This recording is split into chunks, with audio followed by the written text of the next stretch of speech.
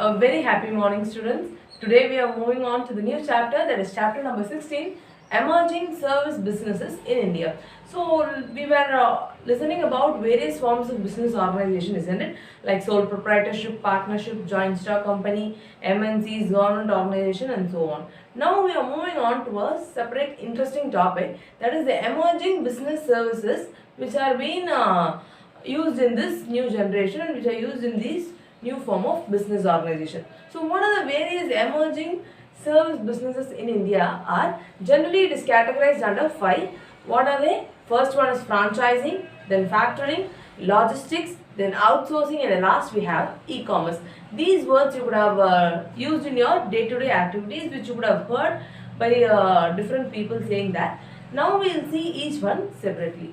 First we are going to deal with franchising. So what is franchising? Is nothing but, see, it involves two parties, okay. So what will happen over here is, one person will give the privilege to the other person to own the business in its own name. For example, if it is going to be a big organization like if it's going to be like a big organization like McDonald's or Pizza Hut, what they will be doing is they will be giving all the assistance in terms of financial, machinery, and all other materials to the other person who have purchased the license of that particular organization. So here there are two parties involved in franchise. One is the franchisor, another one is the franchisee. So before going on to that, let's see the definition which is stated by the International Franchise Association. What they are stating, it is a continuing relationship in which the franchisor provides a licensed privilege to do business plus assistance in organizing training, merchandising and management in return for consideration from the franchisee. So as I already said, there will be two parties, one is the franchisor and another one is the franchisee. So the owner of the business is said to be the franchisor. He will be giving the privilege of using his own trademark and patents to other person, and the person who is acquiring everything is said to be the franchisee. Okay. So here they have a continuing relationship between them. So it will be for a fixed tenure for which they fixed, or generally it will be for 5 years or more. The franchise agreement will deal with 5 years, or apart from that, if they want to extend, they can renew it periodically. And then what the franchisor will do, he will be providing a privileged license to do business in its own name. And along with that, what he will be doing, he will be giving assistance in terms of organizing training. So if a person, franchisee, is going to purchase the business of franchisor, he may not be having much knowledge about that business. He may not be having proper training to do that business. So here the franchisor himself will also provide the training for the franchisee to do the business on his own name. Why he is providing so is because here while the franchisee is undertaking the business, the reputation of the franchisor is also involved over here, isn't it? See, for example, if I am going to get the franchise of for example KFC, so if I am not doing the business properly, if the taste is not up to the mark, what will happen? The reputation of the KFC will be getting reduced. For that, they will be providing proper training to the franchisee. And here they also provide merchandising and management work. What do you mean by merchandising? Is nothing but promotional activity. They will be promoting the product or the business concern. Who will be promoting is the franchisor will be doing all this work in return for a consideration. So why the franchisor has to do everything? Because he is getting a return, that is, he is getting an amount as a consideration for giving his license. So this is the definition of franchise. Is everyone clear about this? Yes. So we have seen the definition of franchise. We have also discussed who is the franchisor and who is the franchisee. Yes, the next one we are going to see over here is, now we will see the various characteristics of franchising. So here I have written the keywords for the characteristics. So in your exams you should just remember these keywords, but you should not present in the paper as such. Okay. So you should elaborately briefly write those things. First one is agreement. Here the franchisor and the franchisee will enter into an agreement before going into the business of franchising. So what they will be doing is they will be entering into an agreement stating all the terms and conditions of their agreement.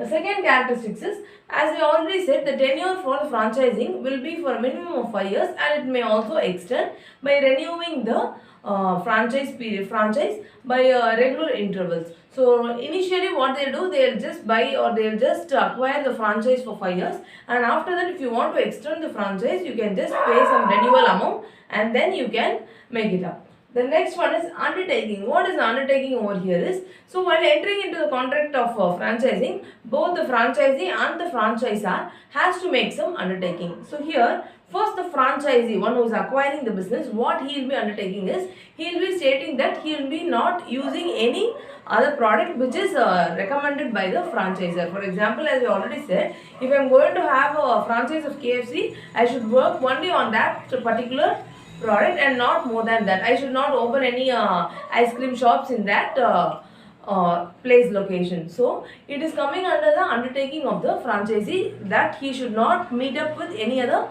competing business of that particular organization. And on the part of the franchisor, what is the undertaking which he have to undergo is that he should not terminate the contract of franchise before the expiry of that period, except under certain situation when the franchisee is crossing his limits which is stated in the agreement, he can do so. So as we stated here, the 5 years is the period for franchise. So in between the franchisor should not terminate the agreement. If so he is doing, there should be a proper reason for doing. Is it clear for everyone? The next one is, it is regarding royalty. Here, as we already said that the franchisee will be paying some amount as franchise fees to the franchisor while acquiring the business. Apart from that, he has to pay royalty in the regular intervals as per the various percentage which is recommended by the franchisor. So this royalty will be differing from each organization, each business of organization. The next one is same product, same decor. Okay. So when this franchisee is acquiring the business, he should maintain only the same products which the original parent company is dealing with. So while dealing with the same product, the same decor should also be maintained. What do you mean by decor is nothing but the interior works, the interior decorations should also be the same of that of the parent company. So even the wall paintings, even the name or even the outlook and the interior work should be of the same like the parent company for the franchisee's company also. Is it clear for everyone? So that is referred to the same product and same decor. The next one, parent company's policy. Here the franchisee is strictly adhere to the policy stated by the parent company. All the rules and regulations should be followed as the parent company is following. Clear?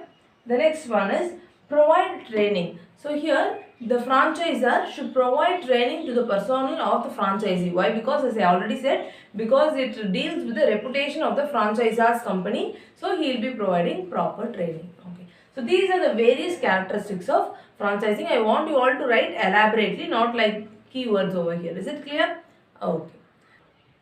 Now we are going to discuss about the various types of franchising. So generally we have two types of franchising. The first one is product or trademark franchising, and the next one is business formatting franchising. So here in the first one, product or trademark franchising, what will happen here is the manufacturer's product will only be dealt by the franchisee. Here the trademark or the product of that particular franchisor will be used by the franchisee and he will be dealing with those products. The best example would be like Bharat Petrol Bunks and Patanjali products and so on. Like it will be most commonly used in automobiles like Hero Honda and Maruti Suzuki. Here the that is the manufacturer's product will be used by the franchisee. But apart from that, he will be enjoying all the operation freedom since he is only franchising the product or the trademark of that particular company. The next one we have, and the best example for product or trademark franchising is Kidzee. Okay, so you could have heard about Kidzee schools.